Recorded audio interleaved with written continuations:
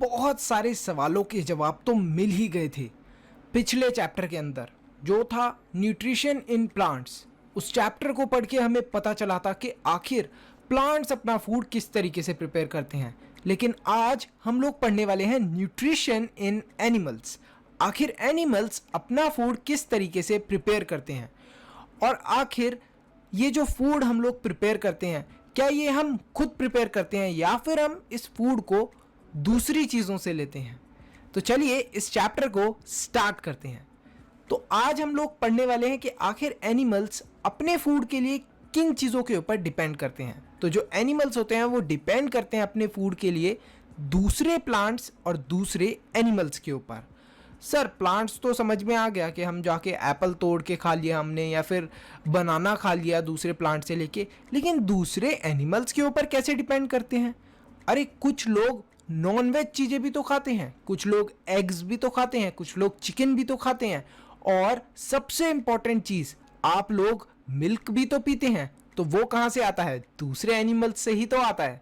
तो इस तरीके से हम जो एनिमल्स होते हैं वो डिपेंड करते हैं दूसरे प्लांट्स और एनिमल्स पे अपने फूड की रिक्वायरमेंट को पूरा करने के लिए। हम खुद से अपना फूड नहीं बना सकते। तो इस चैप्टर के अंदर हम पढ़ेंगे कि किस तरीके से हम लोग फूड को लेते हैं, फिर वो फूड हमारी बॉडी के अंदर न्यूट्रिशन की रिक्वायरमेंट जो होती है उसे पूरा करता है। And then Don't skip the opportunity to study abroad. With the Duolingo English test, we can make this process a lot less stressful for you and your wallet. हमारी बॉडी उस फूड को किस तरीके से कंप्लीटली यूटिलाइज कर पाती है। मतलब इसी तरीके से समझिए, जो आपकी घर पे कार है या फिर आपके घर पे मोटरसाइकिल है, उसके अंदर ऑयल डालते हैं तभी तो आपकी मोटरसाइकिल चलती है, और उस ऑयल को यूटिलाइज कौन करता है? आपकी कार या बाइक का इंजन। तो हम लोग इसी तरीके से समझेंगे कि आखिर जो फूड हम लोग खाते हैं, जो फ्यूल हम लोग अपनी बॉडी के अंदर डालते हैं, वो किस तरीके से यूटिलाइज हो रहा है। सबसे पहली चीज़ हम लोग डाइजेशन के बारे में भी थोड़ा सा समझ लेते हैं। तो जो डाइजेशन होता है, डाइजेशन का मतलब ही यही होता है कि breakdown of complex food substance into simpler substances. अब हमारी बॉडी के अंदर, जैसे आपने एप्पल खाया, आपने बनाना खाया, आपने बिस्किट खाया, अब हर चीज़ को हमारी बॉडी के अंदर जाकर हमारा स्टमक ब्रेक डाउन कर देता है। मतलब ये कॉम्प्लेक्स फूड सब्सटेंस होते हैं, इनको तोड़ देता है छोटे छोटे छोटे छोटे पीसीस के अंदर। अब ये जो पीसीस होते हैं ये बेसिकली 3 से 4 चीज़ों को कंसिस्ट करते हैं, that is macro and micro nutrients, जिनके बारे में आप थोड़ा बड़ी क्लासेस में पढ़ेंगे।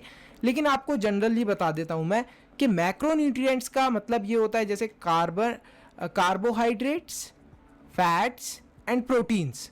तो इन पीसीस के अंदर हमारी बॉडी क्या कर देती है? सिंप्लीफाई कर देती है। जैसे आप समझिए कि मैंने आपको बहुत सारे बैग फुल ऑफ मार्बल्स दे दिया, रेड कलर का, ब्लू कलर का और पिंक कलर का, बहुत सारे मार्बल्स दे दिए, रेड ब्लू पिंक कलर के मिक्स मार्बल्स। मैंने बोला कि ये लो बेटा, ये है कॉम्प्लेक्स सब्सटेंस, अब आपको इन्हें सिंपल फॉर्म के अंदर करना है। आप क्या करोगे? आप उन सब मार्बल्स जो अलग अलग डिफरेंट कलर्स के हैं उन्हें अलग अलग कर दोगे। तो इसी तरीके से हमारी बॉडी जो कॉम्प्लेक्स फूड सब्सटेंस आते हैं उनको सिंपल छोटे छोटे पीसेस के अंदर ब्रेक डाउन कर देती है। अब हमें ये भी समझना है कि अलग अलग एनिमल्स होंगे तो वो अलग अलग तरीके का फूड खाएंगे, और उनका उस फूड को खाने का तरीका भी डिफरेंट होगा। जैसे स्नेल है, स्नेल किस टाइप का फूड खाता है? ग्रास खाता है, पत्तियां खाता है, तो ये क्या हो गया? ग्रास बोल दिया हमने। मोड ऑफ फीडिंग किस तरीके से खाता है? वो च्यू करता है, च्यूइंग मतलब चबाता है। नेक्स्ट हमारा देखिए ईगल। ईगल क्या करता है? जो चील होती है हमारी, वो किस टाइप का फूड खाती है? फ्लैश, मतलब कि डेड बॉडीज वगैरह हो गई किसी एनिमल्स की, या फिर कोई एनिमल हो गया छोटा सा, उसको खा लिया इन लोगों ने। और उसको किस तरीके से खाती हैं ये लोग? स्वॉलो कर लेती हैं, मतलब निगल लेती हैं, चबाते वगैरह कुछ नहीं है, चील सीधे स्वॉलो कर लेती है। इसके बाद मस्कीटोज की बात कर लेते हैं। मस्कीटोज मतलब मच्छर। मच्छर किस तरीके से अपना फूड लेते हैं? ब्लड के थ्रू लेते हैं, उनका फूड ही ब्लड होता है। और कैसे? मोड ऑफ फीडिंग क्या है उनका? सकिंग, मतलब उसको खून को पीते हैं, ये लोग सक करते हैं हमारी बॉडी से। तो आप समझ गए होंगे यहाँ तक तो। लेकिन हमें जो मेन चीज़ पढ़नी है वो है डाइजेशन इन ह्यूमंस के बारे में, कि आखिर ह्यूमन बीइंग्स किस तरीके से अपने फूड को डाइजेस्ट करते हैं। तो ये जो हमारा फूड जिस भी तरीके का हम लोग खाते हैं, it passes through a canal inside our body, मतलब एक टाइप का पाइप टाइप समझ लीजिए आप, जिसने हमारे माउथ से जो पाइप कनेक्टेड है और वो स्टमक से भी कनेक्टेड है। स्टमक के बाद वही पाइप एक्सटेंड होके स्मॉल इंटेस्टाइन से कहाँ पर गया, वो लार्ज इंटेस्टाइन से एनस से फिर आप सुबह सुबह उस फूड को निकाल देते हैं जब आप वॉशरूम में जाते हैं। तो ये जो पूरा प्रोसेस है और ये जो पूरा कैनाल था, जो पाइप था, इसको हम लोग क्या बोल देते हैं, we call it digestive tract और एलिमेंट्री कैनल। तो ये जो पूरा फूड था, जब ये हमारे माउथ से एंटर करा है, फर्स्ट ऑफ ऑल माउथ को हम लोग साइंटिफिक लैंग्वेज में क्या बोलते हैं, बक्कल कैविटी। इसके बाद जब हमने माउथ के अंदर उस फूड को च्यू कर लिया, तो फिर हमने क्या करा, उसको स्वॉलो करा, हमने निगला। तो फिर वो कहाँ से पास होता है, फूड पाइप या फिर oesophagus. It will be better if you start calling it oesophagus. Next is stomach. फिर वो फूड कहाँ पर जाता है, हमारे स्टमक के अंदर। स्टमक के अंदर बहुत टाइप के डाइजेस्टिव जूसेस होते हैं, जिनके अंदर से वो फूड जाकर डाइजेस्ट होना स्टार्ट कर देता है, मतलब हमारे स्टमक के अंदर डाइजेशन का प्रोसेस चालू होता है। इसके बाद फूड कहाँ पर जाता है, स्मॉल इंटेस्टाइन के अंदर, स्मॉल इंटेस्टाइन से लार्ज इंटेस्टाइन्स के अंदर, लार्ज इंटेस्टाइन्स के अंदर जाने के बाद फूड फाइनली एनस से होकर हमारी बॉडी से निकल जाता है। तो यहाँ पर डाइजेस्टिव ट्रैक के अंदर हमें कुछ और चीज़ें पढ़नी हैं। तो यहाँ पर 3 ग्लैंड्स और हैं जिनके बारे में अभी हमने नहीं पढ़ा। अभी हमने यही पढ़ा कि माउथ के अंदर एंटर हुआ, स्टमक में गया, स्टमक से small intestine, then large intestine, then anus. तो इस तरीके से हमारा फूड मूव कर रहा है। लेकिन एक चीज़, जो चीज़ आपके दिमाग के अंदर आनी चाहिए, वो ये है कि जो हमारा स्टमक था उसके अंदर कुछ डाइजेस्टिव जूसेस होते हैं। मैंने आपको ऐसा बताया था। तो ये जो डाइजेस्टिव जूसेस होते हैं, इनको भी तो बनाने के लिए किसी ना किसी चीज़ की ज़रूरत पड़ती होगी। ऐसा तो है नहीं कि स्टमक फूड को डाइजेस्ट भी कर पा रहा है और जूसेस भी बना पा रहा है, डाइजेस्टिव जूसेस। तो इतना सारा काम तो स्टमक अकेले नहीं कर सकता। तो स्टमक की हेल्प करता है लिवर एंड पेनक्रियाज। तो लिवर और पेनक्रियाज डाइजेस्टिव जूसेस बनाते हैं, और हमारा सलाइवरी ग्लैंड, जो हमारी बॉडी के अंदर सलाइवा मतलब जो थूक होता है, जैसे ही हमारा फूड हमारे माउथ के अंदर आता है तो जो सलाइवरी ग्लैंड होता है वो सलाइवा रिलीज करता है, थूक को रिलीज करता है। और वो जो हमारा सलाइवा होता है वो फूड के साथ मिक्स होके उसको डाइजेस्ट करने में माउथ से ही हेल्प करना स्टार्ट कर देता है, माउथ से ही डाइजेशन स्टार्ट कर देता है। The digestive system, the alimentary canal and the digestive glands together form a system in the human body which is responsible for the digestion of food in our body. This system is called digestive system. तो अभी हमने ये जो पूरे systems के बारे में पढ़ा, इन सब को हम लोग क्या बोलते हैं, digestive system. इनका काम क्या होता है digestive systems का? इनका काम ही यही होता है कि किस तरीके से हमें फूड को डाइजेस्ट करना है। अब यहाँ पर हमें कुछ डायग्राम्स भी दिए गए हैं माउथ के। तो यहाँ पर देखिए, माउथ के आपको टीथ्स के बारे में बताया गया है। फर्स्ट 4 टीथ्स जो आपके माउथ के अंदर होते हैं, दीज आर इंसीजर। इसके बाद आपको क्या बताया गया है, इनके बाद जो शार्प टीथ होते हैं, देखोगे आप अपने माउथ के अंदर फील करके देखिए, जो बुक में जैसा डायग्राम दिया है उसमें जो फोर्थ के बाद जो यहाँ वाला टीथ होगा, दैट इज केनाइन। देखिए केनाइन टीथ शार्प होता है थोड़ा, ये फ्लैश वगैरह खाने के लिए यूज होता था। प्रीमोलर और मोलर टीथ्स का काम होता है ग्राइंडिंग। जैसे आपके घर पर कोई हैवी चीज़ होती है तो उसको ग्राइंड करना पड़ता है, तोड़ना पड़ता है, तो इनका काम भी यही होता है, क्रशिंग करना। ये भी क्या करते हैं, क्रशिंग करते हैं। तो अभी तक हम लोगों ने स्टूडेंट्स बेसिक चीज़ें अंडरस्टैंड कर ली और समझ लिया कि व्हाट आर द बेसिक्स। अब हम लोग कुछ प्रोसेस को थोड़ा डिटेल के अंदर पढ़ते हैं। तो जो फर्स्ट प्रोसेस है that is ingestion. What is ingestion? The process of taking in the food through our mouth is called ingestion. मतलब जिस तरीके से हम लोग अपने माउथ की हेल्प से फूड को अंदर लेते हैं, उस वाले प्रोसेस को हम लोग इंजेशन बोलते हैं। फूड इज च्यूड, मतलब फूड को चबाया जाता है with the help of teeth, saliva and tongue. Tongue भी एक बहुत बड़ा रोल प्ले करती है। आपके फूड को इस जगह से इस टीथ से दूसरे टीथ पे ले जाने में, इधर से उधर खाने को पूरा मिक्स करने में, घुमाने में। तो हमारी टंग भी एक बहुत मेजर रोल प्ले करती है। इसी के साथ the salivary glands present in our mouth secrete saliva. जो हमारे माउथ के अंदर सलाइवरी ग्लैंड्स प्रेजेंट होते हैं वो सलाइवा बनाते हैं, और सलाइवा हमारे फूड के साथ मिक्स हो जाता है। जो फूड के साथ हमारा सलाइवा मिक्स होता है वो क्या करना स्टार्ट करता है, वो एक तो हमारे फूड को थोड़ा गीला कर देता है। गीला होने की वजह से आसानी से हमारा फूड ब्रेक डाउन होना आसान हो जाता है थोड़ा।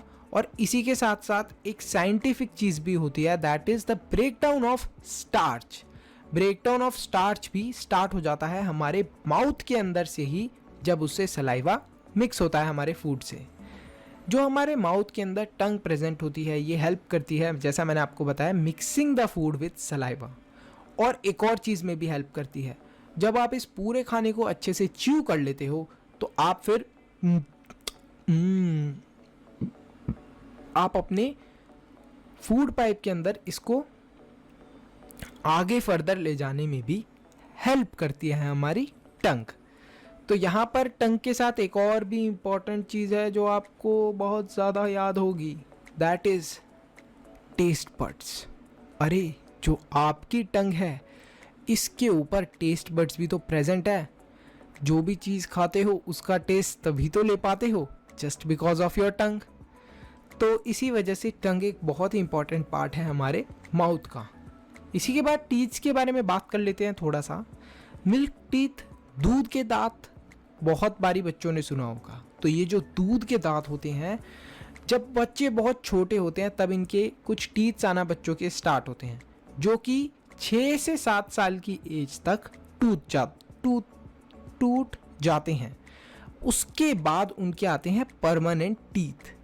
ये जो परमानेंट टीथ होते हैं ये तभी ग्रो करते हैं जब हमारे दूध के दांत टूट जाते हैं। जो हमारे मिल्क टीथ्स होते हैं ये टूट जाते हैं।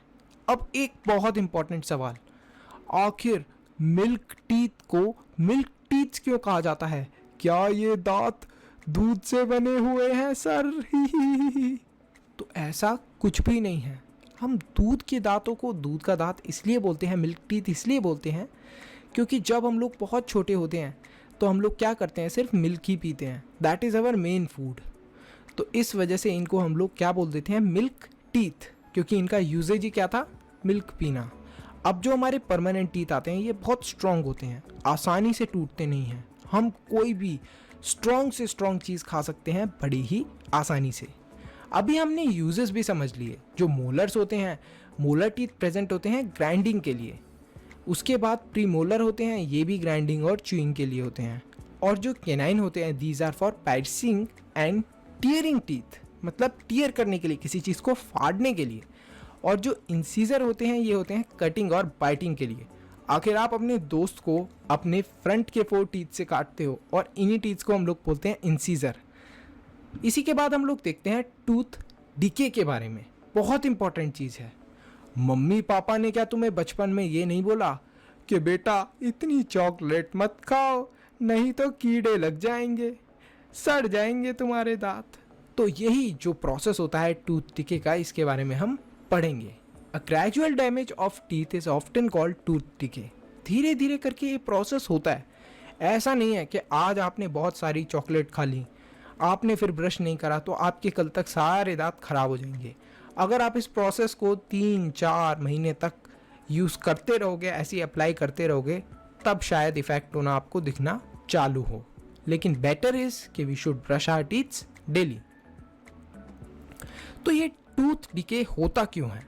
आखिर हमारे दांतों के अंदर कीड़े लग जाते हैं क्या? कीड़े नहीं लगते हमारे दांतों के अंदर। बेसिकली दीज आर बैक्टीरिया जो हमारे माउथ के अंदर ग्रो करना स्टार्ट कर देते हैं। और ये ग्रो क्यों करते हैं? अरे जो तुमने टेस्टी टेस्टी चॉकलेट खाई है, ये क्या सिर्फ तुम्हें ही पसंद है? क्या बैक्टीरियाज को आज़ादी नहीं है चॉकलेट खाने की? तो अगर तुम ब्रश नहीं करोगे तो वो चॉकलेट तुम्हारे दांतों के अंदर फंस जाती है। तो बैक्टीरिया बोलते हैं, ओहो बजे बल्ले बल्ले मजे आ गए, आज तो हम भी खाएंगे ये चॉकलेट। तो वो भी चॉकलेट खा लेते हैं। और जब वो ये चॉकलेट खाते हैं तो वो इसी के साथ कुछ एसिड्स भी रिलीज कर देते हैं, जिसकी वजह से हमारे टीथ धीरे धीरे करके डैमेज होना स्टार्ट कर देते हैं। अब एक बहुत गंदी बात भी बताने वाला हूँ मैं तुम्हें। ये जो टूथ डीके होती है, इसकी वजह से तुम्हें बहुत ज़्यादा पेन भी हो सकता है और यहाँ तक कि तुम्हारे दांत भी गायब हो सकते हैं। तो सोचो बिना दांत के तुम कैसे लगोगे। ये जो टूथ डीके है, मेनली ये high sugar content soft drink या चॉकलेट्स के खाने की वजह से होता है। तो मैं ऐसा नहीं बोल रहा कि आप चॉकलेट खाना छोड़ दो, सॉफ्ट ड्रिंक खाना पीना छोड़ दो, खाना बोल रहा हूँ मैं, और कोई भी ज़्यादा मीठी चीज़ खाना छोड़ दो, लेकिन आप ब्रश रेगुलरली करो अपनी टीथ्स को, जिससे कि ये बैक्टीरिया ज़िंदा ना रह पाए। इसी के बाद जो मैंने आपको इनको प्रिवेंट करने के मेथड्स थे वो बता दिए हैं। How can we prevent tooth decay के मेथड्स थे जो, सबसे पहले तो हम अपने टीथ्स को ब्रश करें, फ्लॉस करें और अपने टीथ्स को कम से कम 2 बार तो ब्रश करें, एक तो early in the morning and before bed. Rinse your mouth after every meal, हमें जब भी खाना खाना है उसके बाद हमें कुल्ला ज़रूर करना है। कभी भी don't put a dirty finger या फिर अनवॉश्ड फूड आइटम्स, जो कि खाने की चीज़ें जो साफ़ सुथरी नहीं है, उन्हें डायरेक्टली खाना स्टार्ट ना करें। अब हम लोगों ने जब टीथ का पूरा प्रोसेस समझ लिया, अब समझते हैं हम लोग फूड पाइप या फिर एसोफेगस। जो ओसोफेगस होता है, ईसोफेगस होता है, ये स्टार्ट होता है हमारे नेक रीजन से और चेस्ट के एरिया से होते हुए कहाँ पर जाता है, ये स्टमक से कनेक्ट हो जाता है। जब फूड हमारे माउथ से प्रॉपरली च्यू हो जाता है तो ये ईसोफेगस पाइप या फिर फूड पाइप के अंदर से ही पास होता है, कहाँ तक, स्टमक तक। तो इसका रोल इतना ही है। इसके बाद हम लोग देखते हैं स्टमक। जब फूड हमारे स्टमक के अंदर आता है तो जो स्टमक होता है ये वाइडेस्ट पार्ट होता है हमारे एलिमेंट्री कैनाल का। ये एक बैग टाइप चीज़ होती है जिसकी शेप लगभग यू होती है, यू टाइप की शेप होती है। इसकी एक बैग के शेप का होता है और इसके अंदर हमारे जो भी फूड हैं ये क्या होते रहते हैं, कलेक्ट हो जाते हैं। और यहाँ पर जब ये कुछ फूड को डाइजेस्ट कर लेता है तो फिर ये आगे मूव कर देता है स्मॉल इंटेस्टाइन के अंदर। अब इसके बाद स्टमक के अंदर भी हमें थोड़ा सा डिटेल में देखना है कि क्या क्या चीज़ें प्रेजेंट होती हैं। सबसे पहले तो mucus, it protects the stomach lining. तो इसके अंदर एक चीज़ प्रेजेंट होती है, दैट इज़ म्यूकस, जो कि स्टमक की लाइनिंग को प्रोटेक्ट करता है, बचाता है। उसके बाद हाइड्रोक्लोरिक एसिड। अरे सर, पेट के अंदर एसिड क्या कर रहा है? तो ये जो एसिड होता है HCl, हाइड्रोक्लोरिक एसिड, ये बहुत हेल्पफुल होता है। ये क्या करता है, मान लो आपके किसी भी फूड आइटम के अंदर बैक्टीरिया वगैरह प्रेजेंट थे, तो इस एसिड से, जैसे ही इस एसिड के कांटेक्ट में आपका फूड आता है, वो सारे बैक्टीरिया मर जाते हैं। डाइजेस्टिव जूसेस, और भी बहुत सारे डाइजेस्टिव जूसेस हैं जिनके बारे में हम फर्दर बड़ी क्लासेस में पढ़ेंगे, लेकिन इनका काम होता है, जैसा मैंने आपको बताया था, हमने स्टार्टिंग में मार्बल्स को अलग अलग करा था, तो ये भी क्या करते हैं, हमारे जो भी फूड के कॉम्प्लेक्स सब्सटेंस होते हैं उनको अलग अलग सिंपल सब्सटेंस के अंदर ब्रेक डाउन करना स्टार्ट कर देते हैं। अब स्टमक से तो फूड कहाँ पर जाता है, सोचो सोचो सोचो, शुरू से बता रहा हूँ मैं। अरे वहीं पर जाता है स्मॉल इंटेस्टाइन। स्मॉल इंटेस्टाइन बहुत बड़ी होती है, कॉइल्ड होती है, मतलब हमारे पेट में पूरी घूमी हुई होती है। ऐसे समझ लो जैसे हमारे हेडफोन्स जो होते हैं, जो हम कान में ईयरफोन लगाते हैं या हेडफोन्स लगाते हैं, जैसे उनकी वायर होती है चारों तरफ घूमी हुई, तो उसी तरीके से ये उल्टी फुल्टी वायर की तरह लगी हुई होती है। हमारी जो स्मॉल इंटेस्टाइन होती है उसकी लेंथ होती है 7.5 मीटर, बहुत लंबी होती है ये। The liver and pancreas release digestive juices into the small intestine. जैसा मैंने आपको बताया था स्टार्टिंग में कि कुछ डाइजेस्टिव जूसेस रिलीज करते हैं लिवर और पैनक्रियास हमारी स्मॉल इंटेस्टाइन के अंदर भी, जिससे कि वहाँ पर भी कुछ भी जो फूड के अंदर न्यूट्रिशन बचा हो उसको भी एब्जॉर्ब कर ले हमारी body. The inner lining of the intestine also secretes some digestive juices on its own. और कुछ डाइजेस्टिव जूसेस खुद भी बनाती है small intestine. The small intestine breaks the carbohydrates into glucose. जो स्मॉल इंटेस्टाइन है वो क्या करना स्टार्ट करती है, कार्बोहाइड्रेट्स को ग्लूकोज के अंदर तोड़ती है, ब्रेक डाउन कर देती है, फैट्स को फैटी एसिड्स के अंदर, प्रोटीन को अमाइनो एसिड्स के अंदर। सर ये सब करने की ज़रूरत क्या पड़ी इसको? तो हमारी बॉडी कुछ स्पेसिफिक तरीके से ही फूड को एब्जॉर्ब कर सकती है। तो हमारी बॉडी को अंडरस्टैंड कर पाए जो लैंग्वेज अच्छे से, जिस तरीके से फूड को एब्जॉर्ब कर पाए, तो उसी तरीके से फूड को बनाना पड़ता है। तो स्मॉल इंटेस्टाइन यही करती है, जो कार्बोहाइड्रेट होती है उसको किसके अंदर कन्वर्ट कर देती है, ग्लूकोज के अंदर, फैट्स को फैटी एसिड्स के अंदर और प्रोटीन को अमाइनो एसिड्स के अंदर। इसके बाद हम लोग लिवर के बारे में पढ़ेंगे और पैनक्रियास के बारे में। सर लिवर और पैनक्रियास तो थे ही नहीं, स्मॉल इंटेस्टाइन के बाद तो लार्ज इंटेस्टाइन थी। गलत पढ़ा रहे हो सर आप तो, आपको आता वाता भी है कुछ? अरे मेरे को तो आता है। मैंने आपको बताया था ना कि कुछ जो डाइजेस्टिव जूसेस होते हैं वो हमारे स्टमक और स्मॉल इंटेस्टाइन खुद नहीं बना पाते, they make them with the help of liver and pancreas. तो हम लोग लिवर और पैनक्रियास के भी तो फंक्शन पढ़ना हमें ज़रूरी है। लिवर जो होता है वो रेडिश ब्राउन कलर का होता है, सबसे लार्जेस्ट ग्लैंड होता है हमारी ह्यूमन बॉडी के अंदर। डाइजेस्टिव जूस बाइल, जो डाइजेस्टिव जूस होता है जिसका नाम बाइल है, उसको भी ये सिक्रीट करता है। जो बाइल जूस है इसको स्टोर करा जाता है गॉल ब्लैडर के अंदर, क्योंकि बाइल जूस बहुत इंपॉर्टेंट होता है हमारे डाइजेशन के अंदर, तो बहुत ज़्यादा क्वांटिटी के अंदर होता है। तो एक इसके पास स्टोरेज के लिए जगह होती है, दैट इज गॉल ब्लैडर, उसके अंदर ये स्टोर करता रहता है। ऐसे ही समझ लो जैसे पानी आपके यहाँ पे आता होगा तो आपके घर पे टंकी लगी होगी या टैंक लगा होगा, where that water get stored, वहाँ पर वो पानी जाकर क्या हो जाता है, इकट्ठा हो जाता है। इसी तरीके से जो बाइल जूसेस हैं लीवर जब सेक्रेट करता है तो वो कलेक्ट करवा देता है गॉल ब्लैडर के अंदर। The bile juices make it possible for the body to digest the fats. तो हमारी बॉडी के लिए तभी पॉसिबल हो पाता है फैट्स को डाइजेस्ट करना जब हमें बाइल जूसेस मिलते हैं। लिवर के बाद नेक्स्ट चीज़ क्या थी, पैनक्रियास। पैनक्रियास का जो कलर है वो क्रीम कलर की होती हैं पैनक्रियास हमारी ह्यूमन बॉडी के अंदर, और इनका बेसिकली काम यही होता है कि ये कुछ पैनक्रिएटिक जूस जो लिवर से हुए वो डाइजेस्टिव जूसेस, पैनक्रिएटिक जूस आप यही बोल सकते हो, तो कुछ पैनक्रिएटिक जूस जो होते हैं उनका भी काम यही होता है फैट्स, कार्बोहाइड्रेट और प्रोटीन को डाइजेस्ट करने में हेल्प करवाना। तो आप यही बोल सकते हो कि some pancreatic juice, pancreas release, easy रखते हैं इसको थोड़ा डेफिनेशन को, pancreas release digestive juices which help in the digestion of fats, carbohydrates and proteins. हम बड़ी क्लासेस में पढ़ेंगे डिटेल के अंदर थोड़ा कि आखिर फैट्स, कार्बोहाइड्रेट्स, प्रोटीन और पैनक्रियाज किस तरीके के क्या क्या जूसेस को रिलीज करते हैं। Now coming to small intestine, थोड़ा डिटेल में देखते हैं कि आखिर स्मॉल इंटेस्टाइन किस तरीके से फूड को एब्जॉर्ब करती हैं। तो आपको पता है कि हमारी डाइजेस्टिव सिस्टम के अंदर हर पार्ट फूड को एब्जॉर्ब करने की कोशिश के अंदर लगा रहता है। इसी तरीके से स्मॉल इंटेस्टाइन वर्क करती हैं। स्मॉल इंटेस्टाइन के अंदर बहुत सारी ब्लड वेसल्स होती हैं जो क्या करती हैं, फूड के डाइजेशन में स्मॉल इंटेस्टाइन को हेल्प करती हैं। विलाई के अंदर बहुत सारी ऐसी ब्लड वेसल्स होती हैं और विलाई फिंगर्स की तरह दिखती हैं, छोटी छोटी उंगलियों की तरह दिखती हैं। इसकी एग्जैक्ट डेफिनेशन ये होगी, the small intestine contains small finger like structures called villi. इनको हम लोग विलाई बोलते हैं। इनकी वजह से सरफेस एरिया इंक्रीज हो जाता है।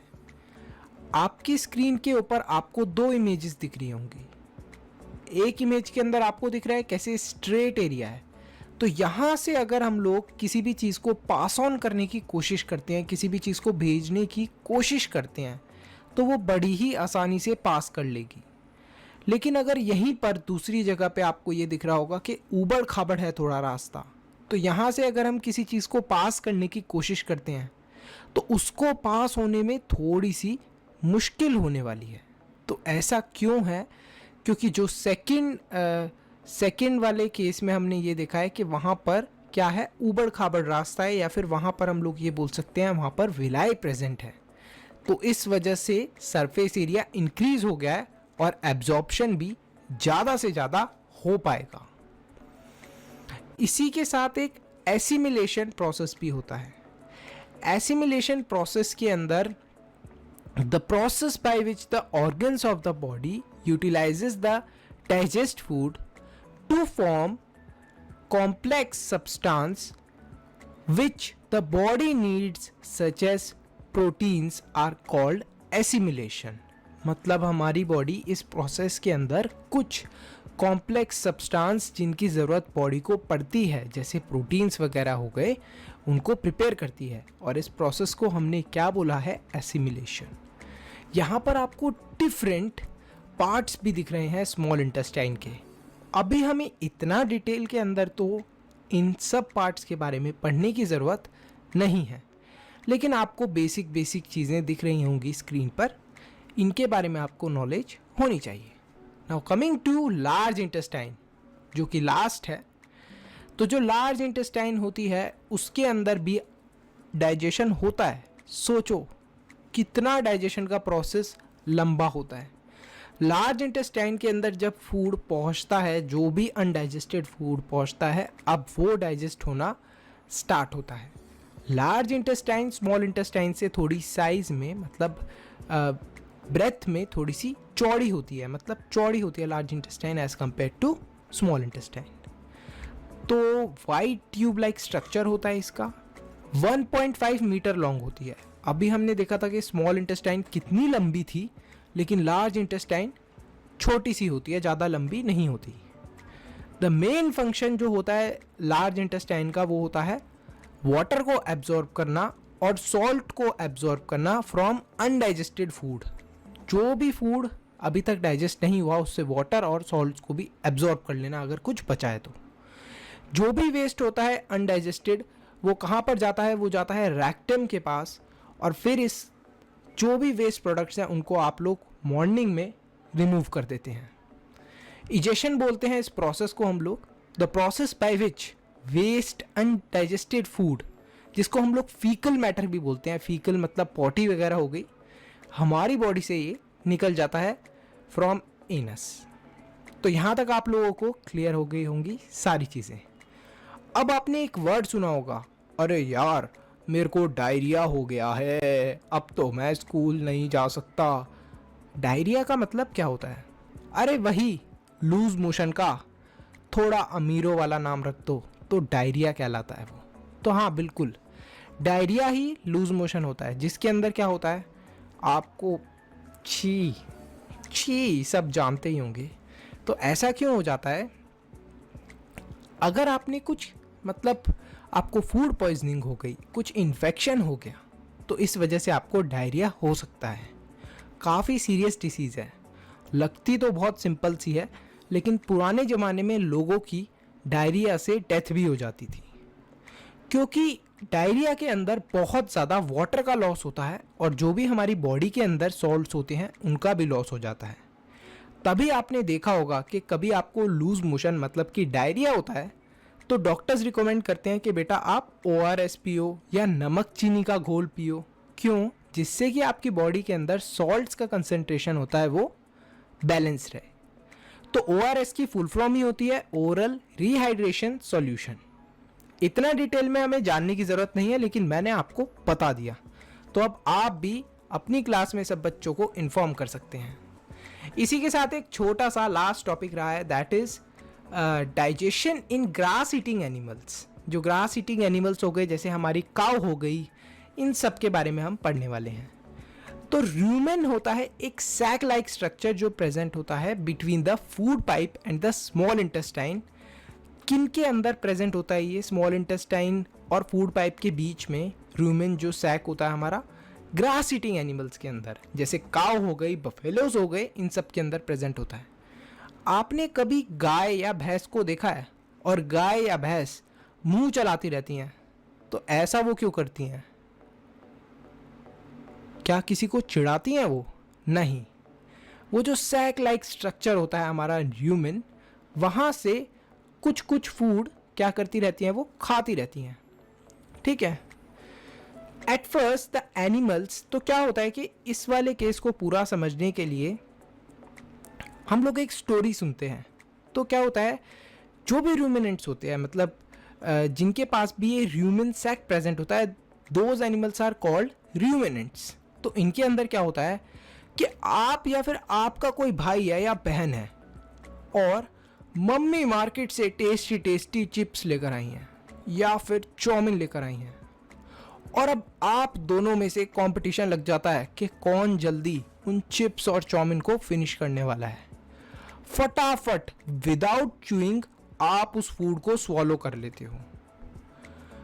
अब आप ये कंपटीशन तो जीत जाते हो, लेकिन आपको वो फूड डाइजेस्ट नहीं होता और आप वॉमिट करके उस सब चीज़ों को बाहर निकाल देते हो गई ना खाने की बर्बादी। लेकिन जो काओ और हमारे बफेलोज होते हैं, उनको गॉड ने एक स्पेशल पावर दी हुई है। वो क्या कर सकते हैं, वो फटाफट जो भी ग्रास वगैरह है उसको बिना अच्छे से च्यू करे स्वॉलो कर सकते हैं। स्वॉलो करने के बाद ये कहाँ पर चली जाती है, ये एक sac like structure which is called rumen, वहाँ पर जाकर स्टोर हो जाती है। इसके बाद ये जो हमारा फूड होता है विच इज़ पार्शली डाइजेस्टेड, मतलब अच्छे से ना च्यू हो रखा है ना ही डाइजेस्ट करने की कंडीशन में है, इसको क्या करते हैं वो वापस अपने माउथ के अंदर ले आते हैं और फिर से अच्छे से च्यू करते रहते हैं। इसी वजह से आपने देखा होगा गाय और भैंसों को मुंह चलाते हुए।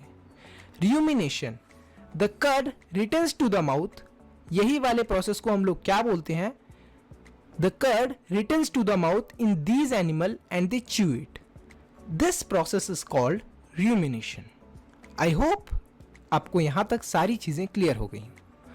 र्यूमिनेंट्स, तो र्यूमिनेंट्स की मैंने आपको डेफिनेशन बताई दी। द एनिमल, वो वाले एनिमल्स जो क्या करते हैं, स्वॉलो देयर फूड, सबसे पहले अपने फूड को स्वॉलो करते हैं and then chew it later on, और बाद में उसको च्यू करते हैं, मतलब चबाते हैं। ग्रास ईटिंग एनिमल्स, जो ये ग्रास ईटिंग एनिमल्स होते हैं जो घास वगैरह खाते हैं, घास फूस, इनके पास स्पेशल पावर ये भी होती है कि ये सेल्यूलोस भी डाइजेस्ट कर लेते हैं, जबकि कुछ और एनिमल्स ऐसे होते हैं जो सेल्यूलोस को डाइजेस्ट नहीं कर पाते। These animals have a different type of bacteria present in stomach. ये जो एनिमल्स होते हैं इनके स्टमक के अंदर एक डिफरेंट टाइप का बैक्टीरिया प्रेजेंट होता है that helps in digesting the cellulose. तो इनके पास एक पावरफुल बैक्टीरिया प्रेजेंट होता है जो सेल्यूलोस को भी डाइजेस्ट कर देता है। अब feeding and digestion in amoeba, amoeba, तो हम पढ़ते हैं एमीबा के बारे में। The amoeba is a microscopic organism which is made up of only one cell. तो सबसे पहली चीज़ जो आपको समझनी है वो ये है कि एमीबा को आप माइक्रोस्कोपिक क्यों बोलते हैं। माइक्रोस्कोपिक इसलिए बोलते हैं क्योंकि आप इसको माइक्रोस्कोप की हेल्प से ही देख सकते हो, नेकेड आइज से नहीं देख सकते, और ये एक टाइप के सेल का ही बना हुआ होता है जिसके अंदर cell membrane, cytoplasm, nucleus present होता है। जो अमीबा होता है इतना इंटेलिजेंट होता है कि ये खुद की शेप और पोजीशन खुद से चेंज कर सकता है। जो इसके फीट होते हैं इनको हम लोग बोलते हैं फॉल्स फीट, जिनकी एग्जैक्ट साइंटिफिक लैंग्वेज है स्यूडोपोडिया।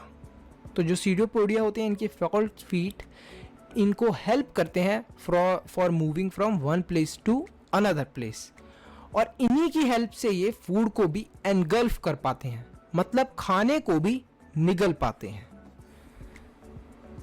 इसी के साथ हम लोग देखते हैं एनगल्फ द फूड, जो हमने देख लिया, और ये फूड ये स्टोर कर लेते हैं। आफ्टर डाइजेस्टिंग दैट फूड, इस फूड को भी ये लोग हमारी ही तरह अपनी बॉडी से निकाल देते हैं। तो यहीं पर हमारा ये चैप्टर खत्म होता है स्टूडेंट्स। आई होप आपको बहुत अच्छे से ये चैप्टर समझ में आया हो, and I wish you all the best for your exam.